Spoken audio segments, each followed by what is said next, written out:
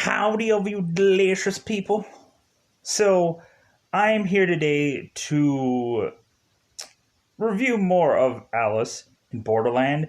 This is the second half, the conclusion of the show, the first season of it. I don't know if they're going to go into further on doing more stuff. Reasonably, I could ultimately say that if you don't know a thing about this show, go out of your way to hear my thoughts on the first portion of this, because ultimately I cut this in half. Ultimately, I reviewed the first 4 episodes. These are the last 4. So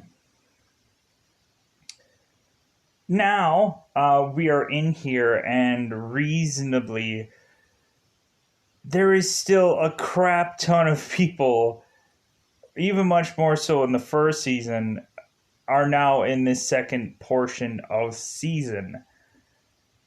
To where I'm like, good God, there is very few people that were put into IMDb for me to see who they were.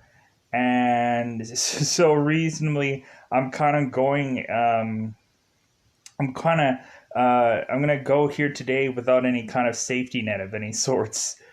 And just kind of talk about people and describe them. And ultimately name off some things that I hopefully remember about them.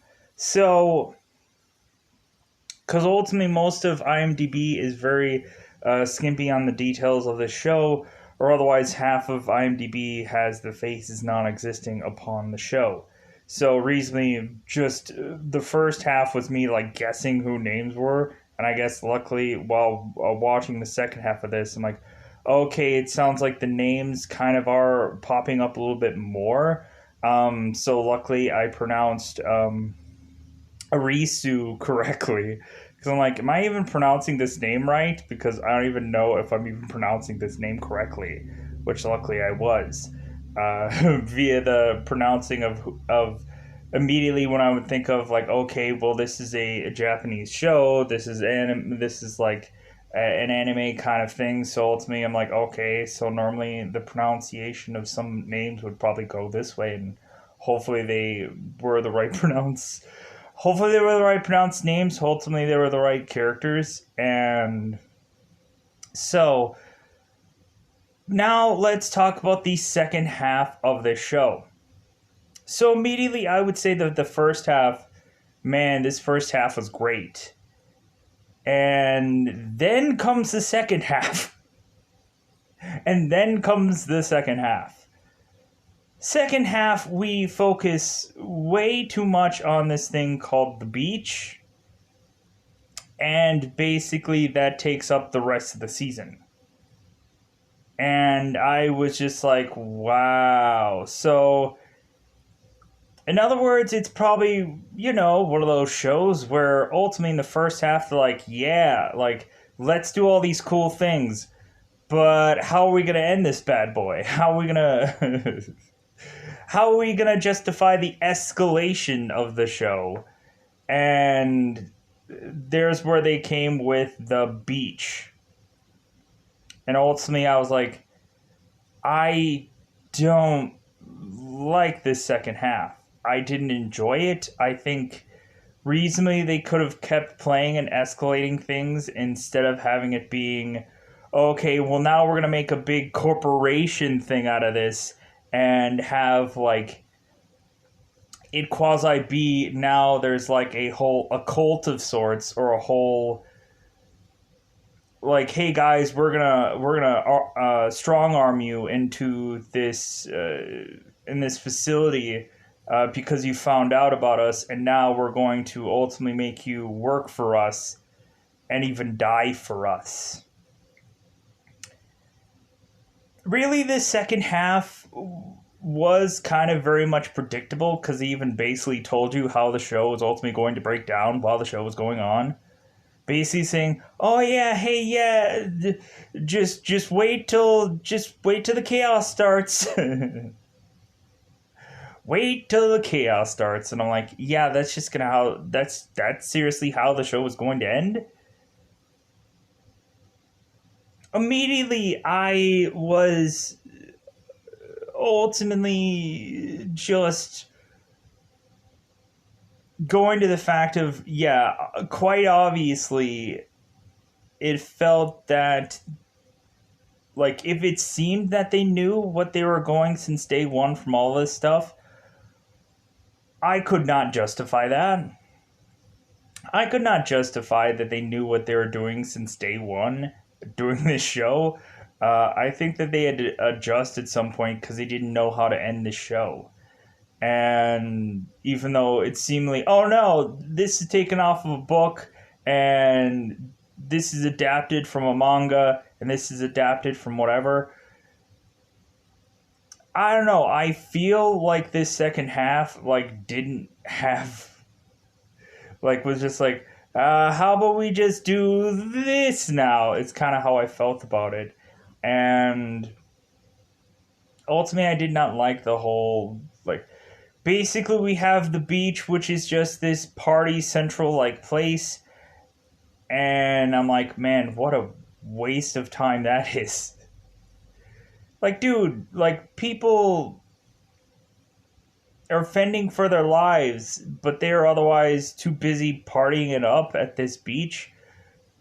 Ultimately, we were supposedly showcased within this show that there is uh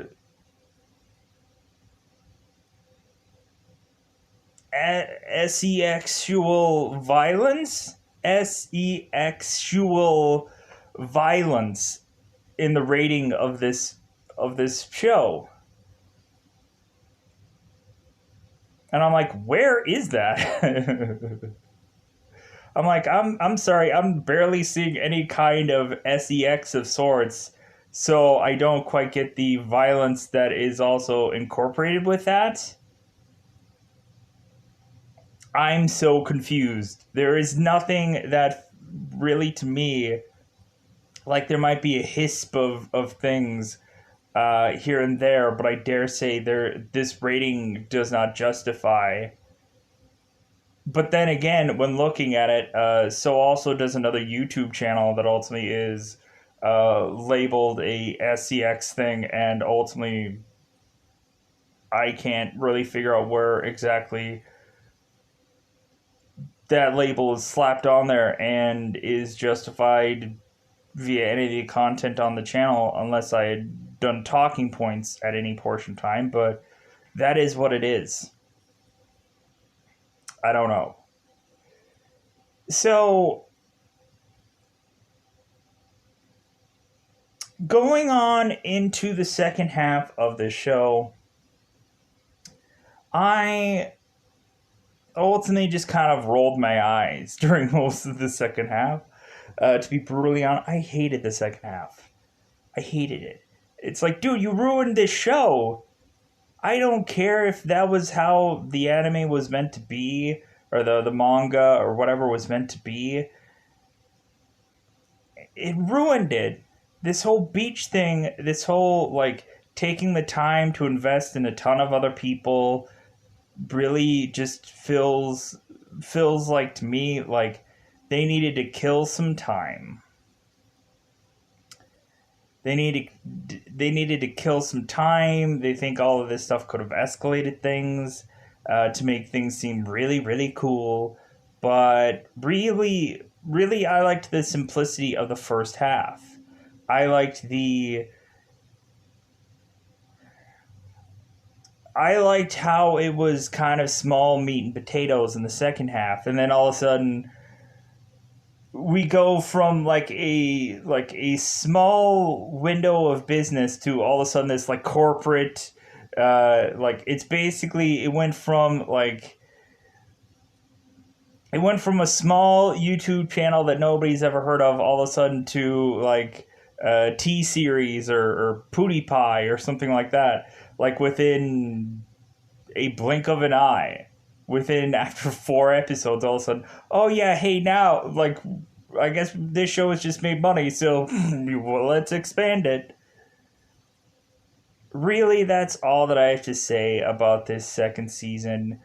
Because reasonably, this second half of this first season, I mean, almost feels like they could have done an entire season about the first 4 episodes, and then the second season could have been this thing, because really they could have stretched and milked this out a little bit better. They could have milked it out a little bit more and could have stretched it a lot more and made for some interesting adaptation or whatever that ultimately this was. But anyways, so that's all I have to say about the second half of this first season. So reasonably, it's ultimately the last episode goes into a whodunit, and I was like, I don't even care whodunit, because ultimately I'm realizing that this show is gonna have to come to a big ending, and reasonably it was not going into this having me go, wow, how is this show going to end? Or how is the second season going to go into? I don't know. They basically tell you that in the show, how the second season is going. Like, they basically tell you everything during the show of how they're going to break everything down. And that is just insulting to me. I don't like that. I don't like how they're basically going to tell you how the show is going to go. That feels so insulting and just so like God, I feel bitter about that. It's like, dude, like, why not just like show me the show panels before, like, basically spoil the entire show for me before we get to it. You're spoiling the show for me before we get to any of these points. And that's where I was just utterly upset about, was there were spoilers within the show before they would spoil the show. So that ultimately just rubbed me the wrong way. So anyways, let's get into spoilers now. Well, the show already spoils itself, so what more am I going to be able to do when you're watching this show? So let's go into that double five to otherwise do the same thing that the show already did and go into spoiler time. So spoiler time. It's about that time I get to spoil this show. So now, the second half. So recently, I guess these people had nothing better to do but to really desperately try to find where the beach is. Where this codename beach is, because evidently they had gotten a walkie from the guy in the guy who was ultimately with the guy with the military fatigues. He had a friend who had a walkie on him that was ultimately talking about the beach. And so now we have to take 4 episodes. Well, not even 4 episodes. We have to take 1 episode to find said beach. And so recently it has Asuri and his mountain climbing girlfriend, of course, seemingly. They never really cement this relationship, but recently it's not like either one of these people are gonna seemingly go their separate ways or go after anyone else as a relationship. So you just have to naturally assume that they're going to end up together or die. So within this first episode, it's an entire thing about them really just finding anybody who had the little key tags or key bracelets that ultimately will make us or will ultimately tell us that these people are the beach people. They're beaches. And so we have Asuri eventually going on her way to find his way to find key people, and the mountain climbing girl is also finding people as well. And reasonably what ends up happening after these matches are over is that these people drive away. So ultimately it seems that we find out that some people can use cars in this place. We have it to where we can ultimately figure out that some equipment can still be used, like old cars, or just reasonably old equipment like a radio and such. So Suri and both rock climbing girl, ultimately we find that they can figure out where these cars are heading, and so ultimately they kind of narrow down exactly where this beach headquarters is. And so eventually, while getting closer and closer to the beach headquarters is also seemingly going to look for them. Because reasonably, it's like, well, hey, like, if somebody's going to find us, we're also going to look into you. So we ultimately have it to where these people get nabbed up by the people of the beach. And so reasonably, we have this king of the beach people that ultimately is called Hatter, that breaks down that ultimately, hey, it seems like you guys have some pretty decent cards between you two, Asuri and the rock climbing girl. And so, hey, I'm going to make you an offer. You guys both can become part of our beach society. If anything, like, you can have whatever you want. If anything, only we find out in the second half that people could actually use guns and swords and actual reasonable weapons that actually make sense. But still, there are any kind of other rational weapons that anybody could accumulate, but weirdly enough don't in this town, in this city, in this place, in this establishment, as if there are absolutely no,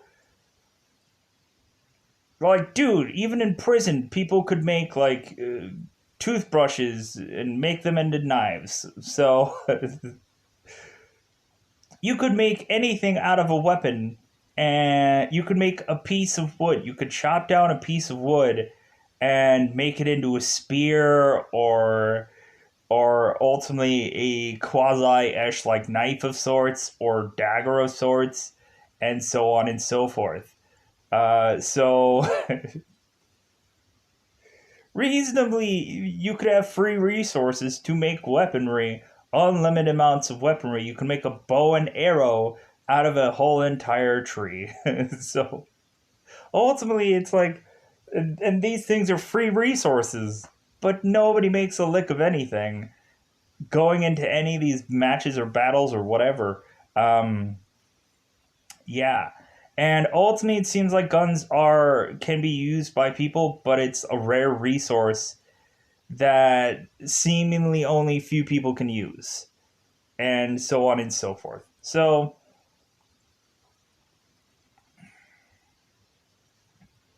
and also going into this, it seems that uh, we have tigers that seem to reasonably, you have to really pop quite a few bullets within them before they go down. With, I don't know what it is with all these things that ultimately get placed in these games. Basically, it's like, yeah, like, good luck trying to defeat these things, because it's gonna suck. It's gonna take quite a few bullets or quite a few whatever to take anything down. So good luck for you. So going into here, we have basically these people that have this ultimatum of, yeah, join the beach or die. Because death to all traitors, even people that haven't even been with these people at all to co-op with them or whatever. Ultimately, it's just like, well, you're going to just be treated as a traitor and you're going to be killed off. So reasonably, ultimately, Asuri or Arisu ultimately otherwise decides with his quasi-ish like girlfriend. He's like, hey, like, I'm sorry that I brought you here, but hey, like, let's team up with these people, because or otherwise we're going to die. Ultimately, the girl ultimately mentions that, hey, she wanted to come here anyways. She wanted to figure this out.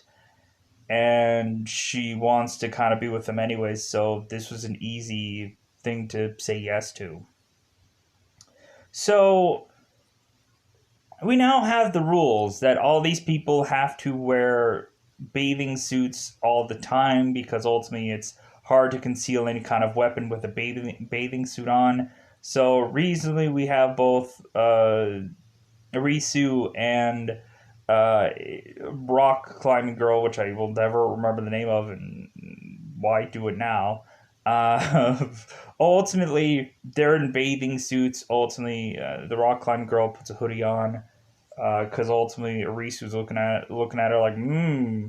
So it seems right away that there is some dreadlock girl that ultimately has a bathing suit on that is ultimately asking, hey, like, are you guys gonna hook up? Are you guys gonna be a relationship? Because it seems like you people are gonna be a relationship and be in a relationship, and so they're really just kind of like, I don't know, do you go? I don't know. So now we get the militia force. We get the guy who otherwise was from the horse-headed hide and seek game previously to kind of show up with his clan of people that are all like being able to wield weapons and stuff like that. We have one guy with a sword that is like head to toe just like tattooed and looks very interesting and goofy, and we have to eventually show his entire backstory in this whole thing. So, as well as the girl with the dreadlocks, ultimately asking fledglingly if the two of them are going to hook up at some point, the two main characters. So she also has to get a backstory in this because again, filler of time. Because man, do they have to fill some time up at some points. So we have here the man who ultimately got his eye like freaking macheted. Uh, ultimately now showing a scar of sorts is ultimately remembering Arisu and also the parkour girl, and ultimately he's asking Arisu, "Hey, where's your friend?" And ultimately Arisu's just like, it's like, "Oh, he's dead." So reasonably, uh,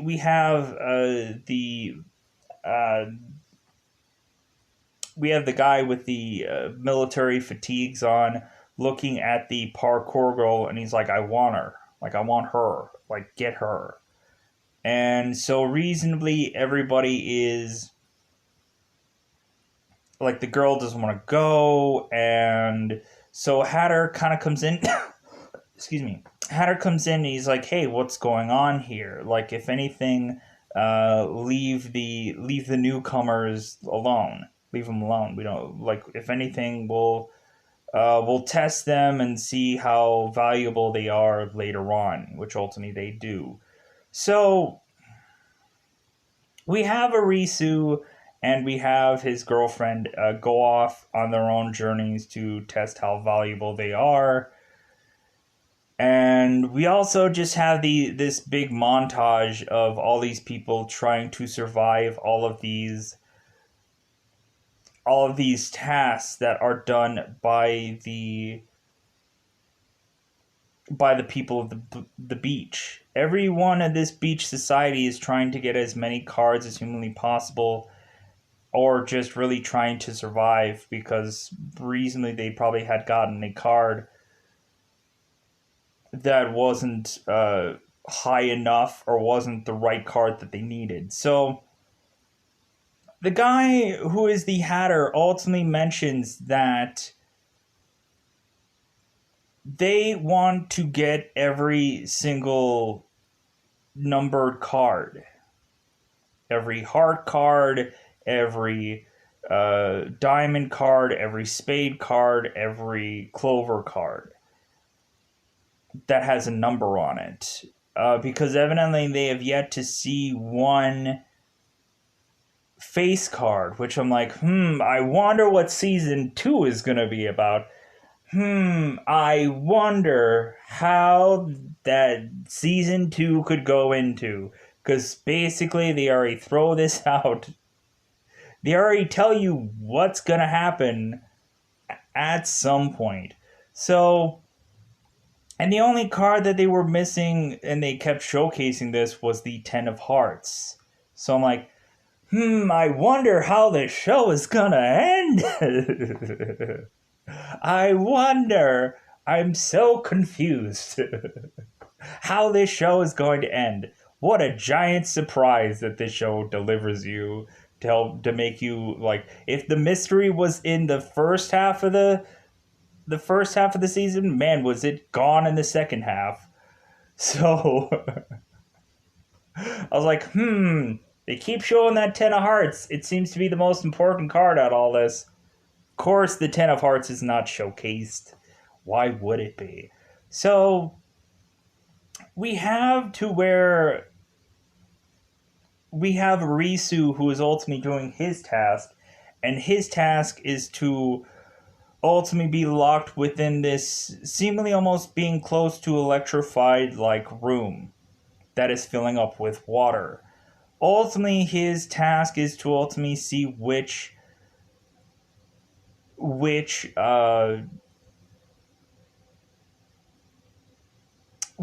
switch to hit out of 3 switches to ultimately figure out which switch lights this light bulb.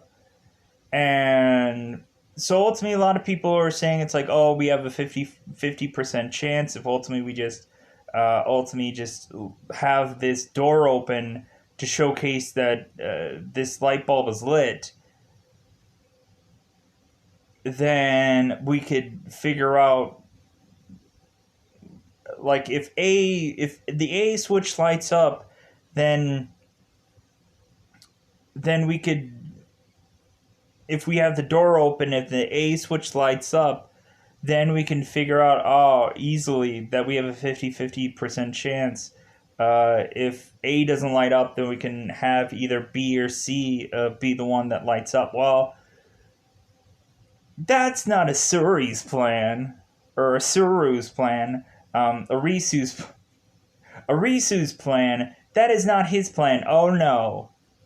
He's too smart for that. So really what he has them do is he has them close the door that holds the light bulb inside of it, and then he turns on A for a long time and then turns it off.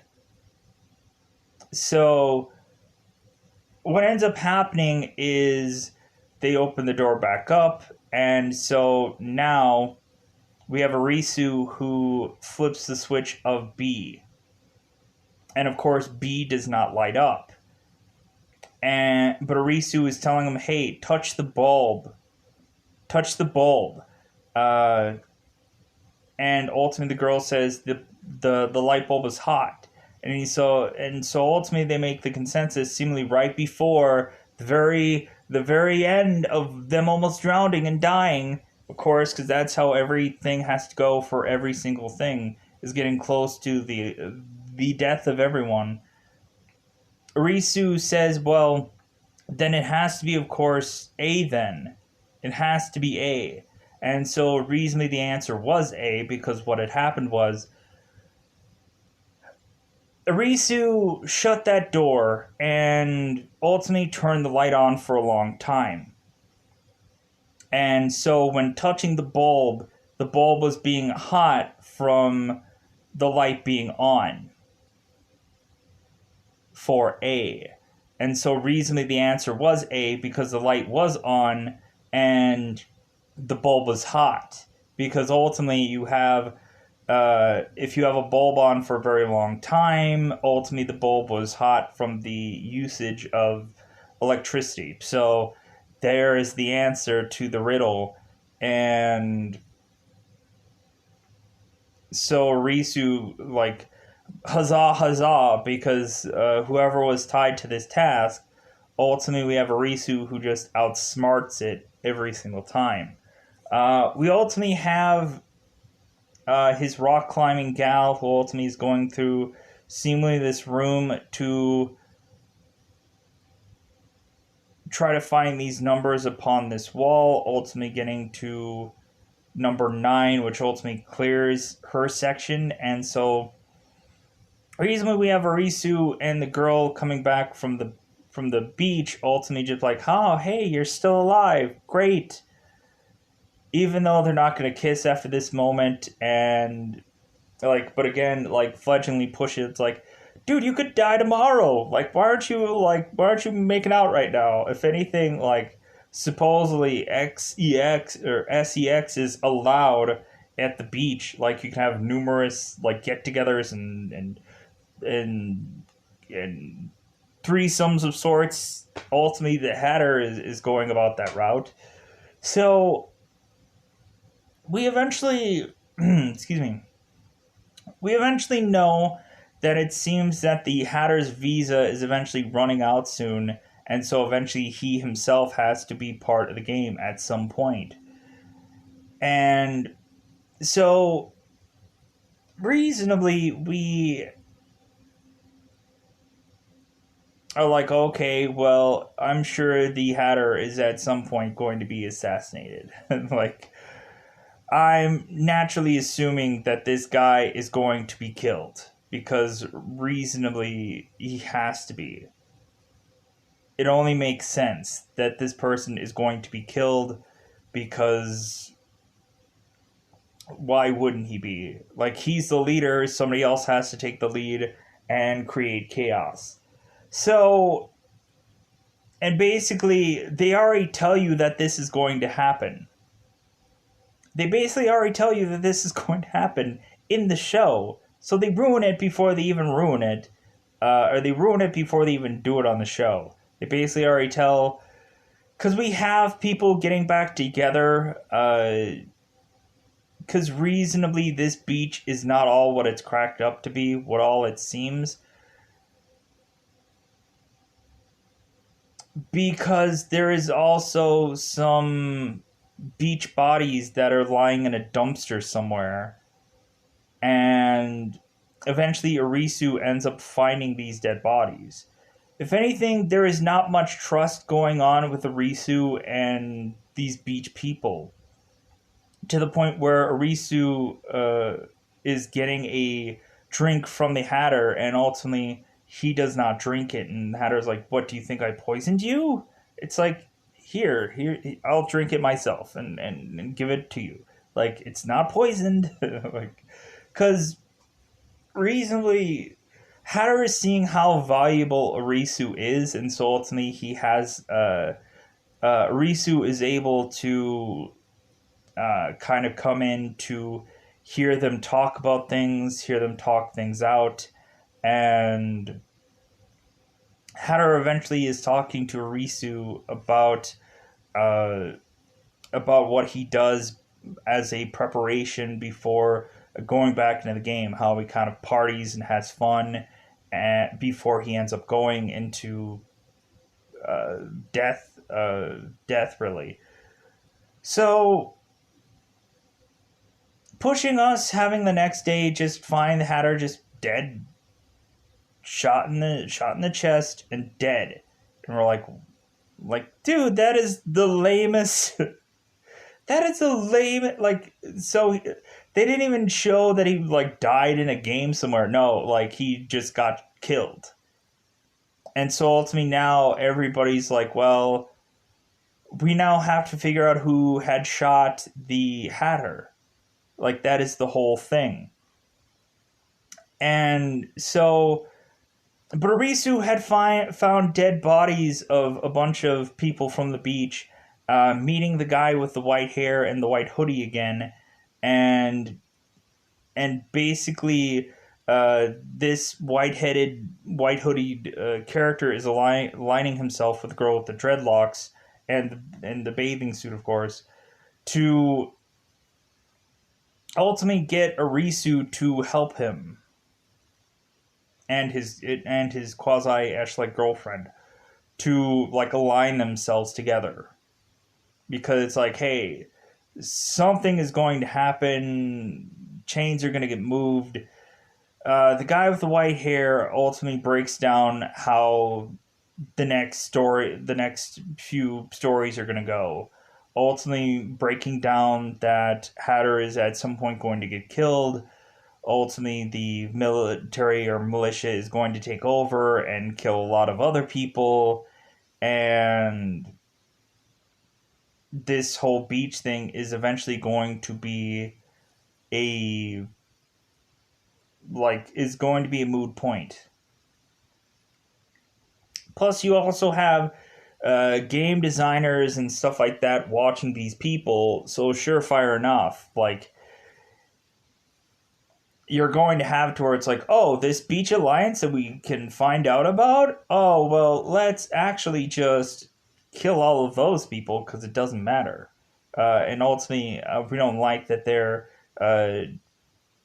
trying to combat us, so they're trying to come after us, or they're trying to get out of here. It's not going to work that way. So, reasonably, we have Hatter who is dead, and now they're trying to figure out who it is, but nobody really cares. They just probably naturally assume that probably Hatter died in some game somehow. And so, reasonably, we have people that are just jockeying for control to ultimately give it to the guy with the scar on his face. Like, hey, give it to him. Like, give him control. And while also we have this guy with this kind of like machine gun who is like desecrating the Hatter's body just by like smacking the guy in the face with his gun. And I'm like, good God, like hopefully that's like hopefully that's like a double or something like that. It's not the real person. Because good God, that guy continue to get bopped in the freaking face.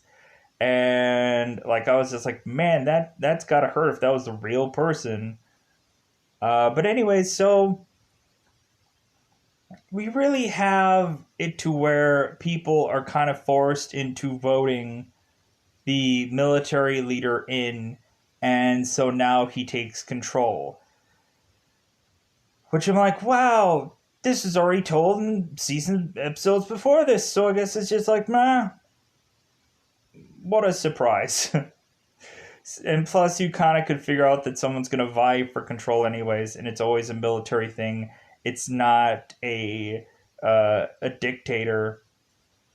But interestingly enough, we get this story of the Hatter and how he tried to make this beach place an oasis for people.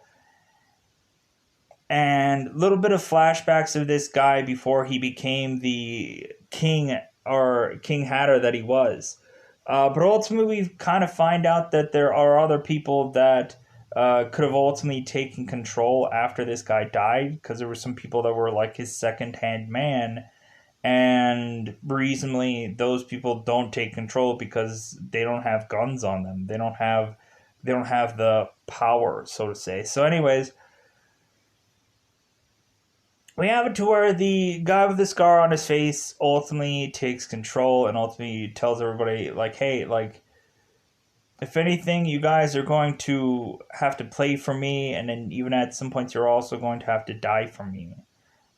So, yeah, like, huzzah, huzzah, because I'm the new ruler. So, pushing on to considering the guy with the white hair had called this whole entire thing happening, he wants to get all of the playing cards. He wants to get every single playing card and be able to hope that if they get every single playing card that they can escape. But the only problem is they don't have the 10 of hearts yet. And on top of that, it's ultimately when Arisu ends up trying to go for the cards to get them for his alliance member. We have to where ultimately they need to figure out the code. And so we have to where ultimately one person only knows the code, and we showcase that when this guy sees the code, evidently he's very confused by it. And so, reasonably easily, quite interestingly enough, the guy with the white hair ends up figuring out the code because the code was ultimately 8077. If you kind of look at it as a word, it almost comes out to look like the word boss. So Risu ends up putting that into the combination because everything is a trick, everything is like a trick number, trick code, whatever. And so ultimately the safe ultimately does not unlock, and ultimately instead uh, turns out an alarm to all the militia people come into that room and ultimately just beat the crap out of Risu, ultimately seemingly duct taping him to a chair and ultimately just leaving him for dead because they naturally assumed that his visa will probably uh, run out at some point, and so reasonably there is going to be fairly soon a laser going through his head at some point to kill him. So, pushing us on to ultimately have the white hooded character ultimately really playing a double agent. Really, he's also working for the militia, but he's also working for his own good. To also realize that we still don't have the ten of hearts yet, which is a card he still needs. So now the next level is to commence, and we ultimately have it to where seemingly the entire beach headquarters, this whole entire beach thing, ultimately becomes the next game to wipe out every single person in this beach headquarters. I'm like, yeah, that's actually pretty smart for the game designers to do this, or the writing for this. I thought that was actually pretty brilliant to just make the beach people all members of this game, all 57 some odd of them. Because ultimately they need to just wipe them all out anyways, and so reasonably they probably had no never mind about them, but they're just like, you know what, like F it, we're just going to take all these characters down because they're close to coming up with all of the cards, so it's now time to just try to wipe all of these characters out all simultaneously. And how do we do that? So we now have to come up with a whodunit scenario. Evidently there is one person that ended up dying in seemingly the middle of this beach headquarters. And so now everyone has to figure out who is the one person who done it. Ultimately, this person who had done it is called the witch. And so now this is like a Salem-esque like trial where reasonably one person who has to forcibly come forward and say they are the witch to be killed ultimately will save everyone else. But of course, that witch does not want to come clean and ultimately is going to try to either desperately hide or kind of fall into making people believe they aren't the witch by helping people out. So pretty much anybody could be the witch at this point, and so the military force is basically just killing everyone at this beach. They are slaughtering numerous people over and over again and just basically tossing them all into the pool. And I'm like, okay, here's how to wipe every single one of these people out or to mass kill a bunch of people perfectly and this and that. So we have it to where now the Risu's girlfriend, the rock climber, is going to have to try to rescue Risu to ultimately have Risu try to figure out who did this, who is the witch.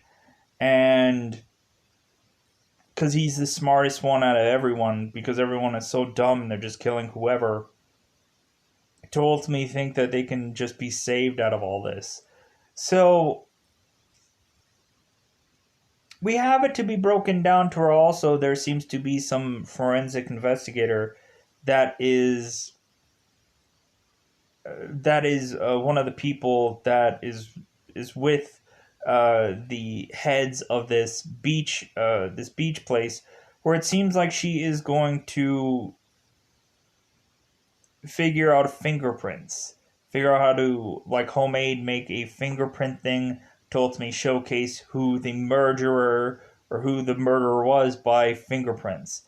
And so reasonably, she is home making some fingerprint resume or way to ultimately try and ultimately see who is the culprit of this.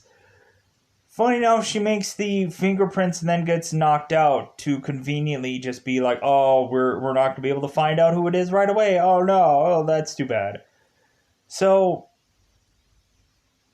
reasonably, we have it to Arisu is finding out what all is happening, what the game is, because he, of course, was nullified by all this. But we also could determine that Arisu isn't also the witch because he was taped up and couldn't have killed anybody during this entire game. So good for us.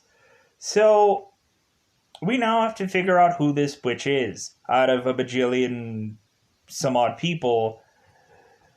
So reasonably, we have seemingly it narrowed down with even Arisu. So Arisu ends up having to come to the new king, the new scarred man, and ultimately he's like, "Hey, like, I want you to help me figure out who the witch is, because I know that you are not the witch, and so I want you to help me." Um, because ultimately, if you help me, you are not the witch, and I'm going to help you because you ultimately know I'm not the witch. But the scarred man is ultimately telling people that he is the witch. He's yeah, I'm the witch. Everybody try and kill me. Everybody put a bullet in my head.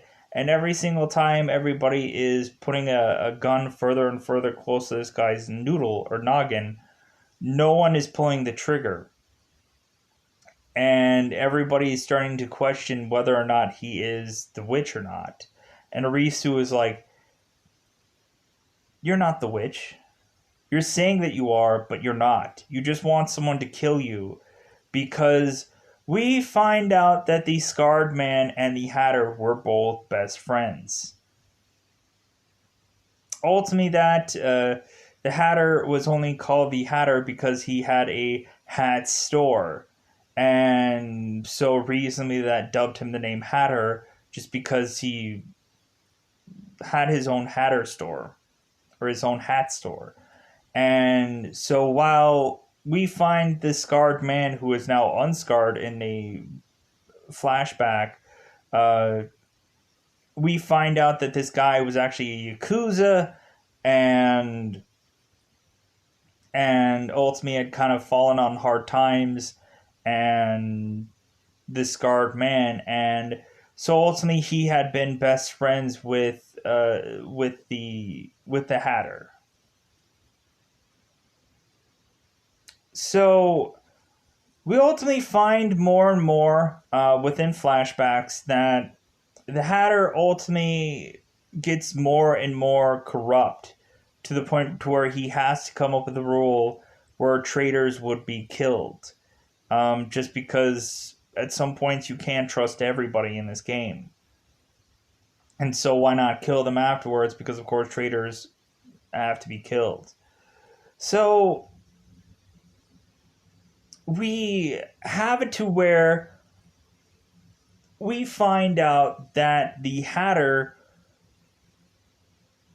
while talking to the still unscarred man, because he wasn't scarred at that point, we find out the Hatter really had really no clue if you collect every single one of the cards that you would be sent home or you would be able to do anything. This guy just made this whole thing up to brainwash people into joining the beach. Because this Hatter is a master manipulator, but also while doing that, this guy starts to become power hungry, and it gets a little bit too far to where reasonably the Hatter is sipping a little bit too much of his own Kool-Aid to where he thinks that ultimately if anybody is going to seemingly have him be a person that is going to be... If anyone is going to belittle the Hatter is just going to kill them. Ultimately telling him it's like, dude, whatever you're doing is a pipe dream. It's never going to work. Ba, ba, ba, ba.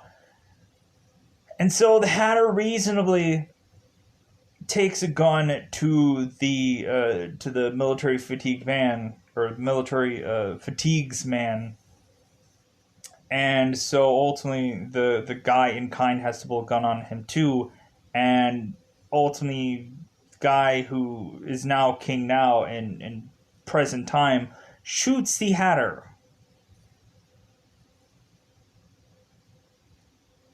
So we found out who had killed the Hatter, and it was the now scarred man. And so,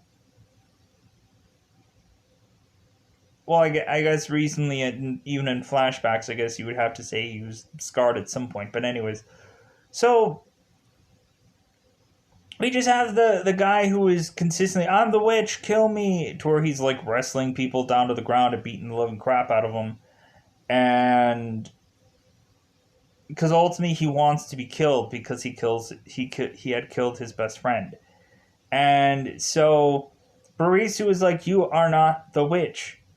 If anything, the only person that actually was the witch was the girl herself that ended up killing her own self. We find out eventually when the forensic investigator wakes up, she finds out that the fingerprints or the hand marks were to show that the blade was something that was self-inflicted. So ultimately we find out the witch was the girl herself that had ended her own self, and basically they had figured out all along who the witch was, and ultimately they needed to say so. So while there is still craziness going on, and ultimately I think people are still quasi not really buying that whole answer, because ultimately if the witch was already dead, then then wouldn't the game have already ended? It's like, no, well, like, they just had to come up with the answer. So we end up having people that are still kind of creating some kind of chaos. It seems like there's some people that are eventually going into numbers gangs and just kind of like going like, man, I'm not sure about all this. But we have some people also confessing who they actually are as well.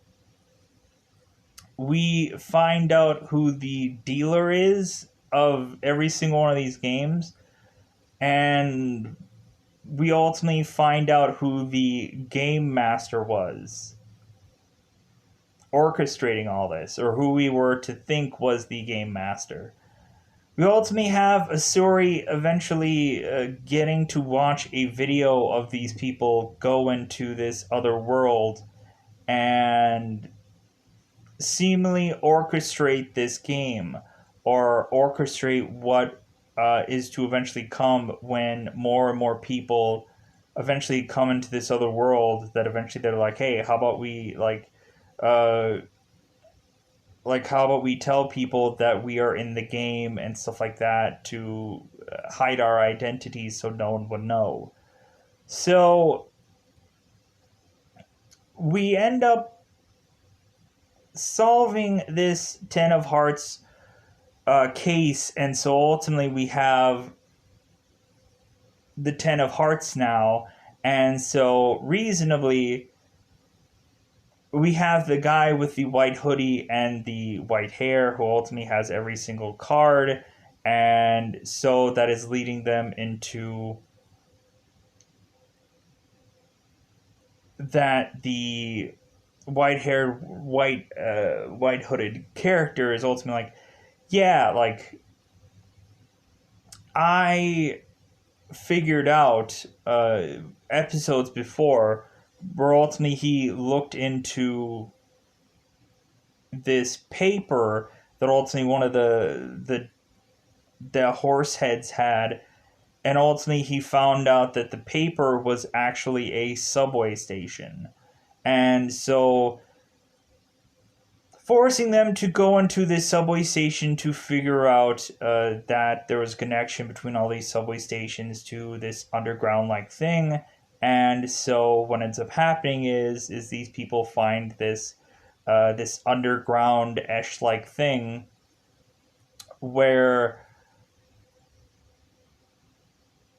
ultimately there is a woman that comes on upon screen, ultimately telling them, hey, congratulations for getting all these cards. If anything, it's been an amazing journey, ba ba ba ba ba. And so recently it's congratulating every single one of them for getting through every single numbered card, and I'm sure you had to lose loved ones and friends and whatever along the way, ba ba ba ba ba.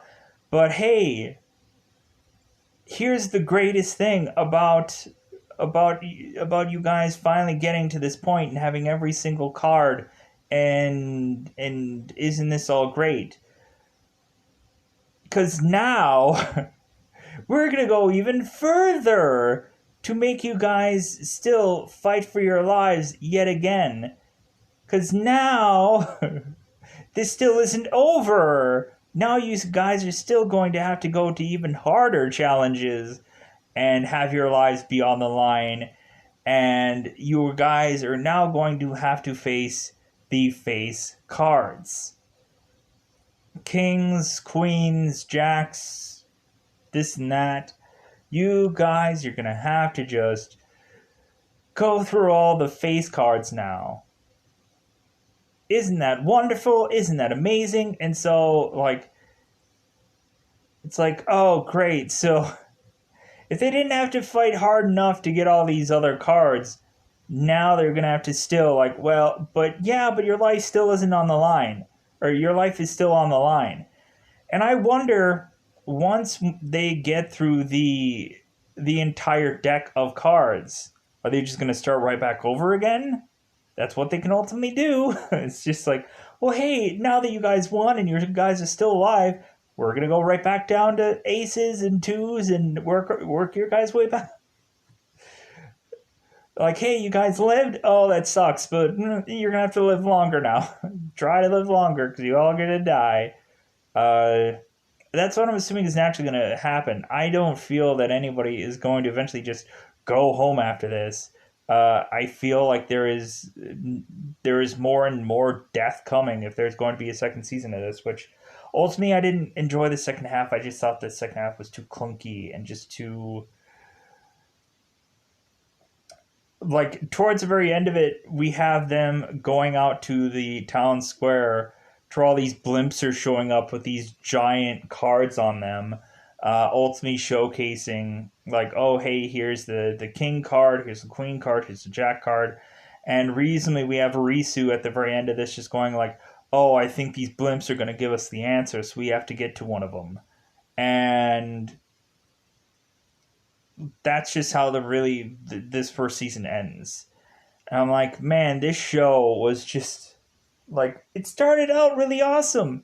It started out really cool, but man, did it just fizzle for me. It just so fizzled to where it was just like, yeah, we're just going to have, like, this goofy ending where ultimately it's just, like, the chosen few who had come up with these cards. It's like, well, that sucks because you guys are still gonna go into this whole season two, to where I'm like, okay, so how they're gonna milk this out in season two is they're probably gonna have to do an entire episode about every face card. So every single episode is going to be severely probably milked out a lot more, and I'm not gonna like that season. I'm not gonna like that.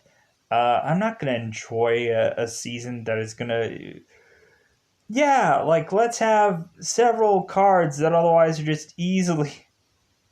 And then we're also not going to be able to see all the face cards, I'm sure. But people are going to make it through them anyways. But yeah, so I don't know. I don't quite get also where, like, were the people at the beach the only people left on this world? So not every, like, is there going to be new people that eventually still have to go through all the rungs of all the other cards, or is it just like, oh no, this is just the latest and greatest thing now, and everyone who even is new who's going to have to come in here is now going to have to go through these severely difficult cards that are easily probably going to die right away, even when they're being brand new people. I don't know. To me, this kind of breaks down like Battle Royale 2. To me, like the first Battle Royale was awesome and sweet and whatever, but then like Battle Royale 2 like goes into like, okay, like pick a side, and like it's the kids against the military, and like that's what the second season of this is going to be. And the second Battle Royale movie was just garbage to me. I didn't like it at all. It was just like, hey, now we're gonna just incorporate guns in here and and this military force, and like it just completely changed what the original movie was, and it just sucked. It just did. So, anyways, I'm going to get out of here because recently I'm just not pleased about what is to come. But I hope that I'm going to be, I hope I'm just ultimately going to be completely wrong and ultimately be happy about the second season, but I don't know. I don't think I have any interest going past really this first season, just because I wasn't even pleased about the second half of the first season. So I'm just waiting to just be completely disappointed when hearing about the second season. So yeah, that's all I have to go out of my way to say about this show. So I'm gonna go here. Bye everybody. Bye everybody.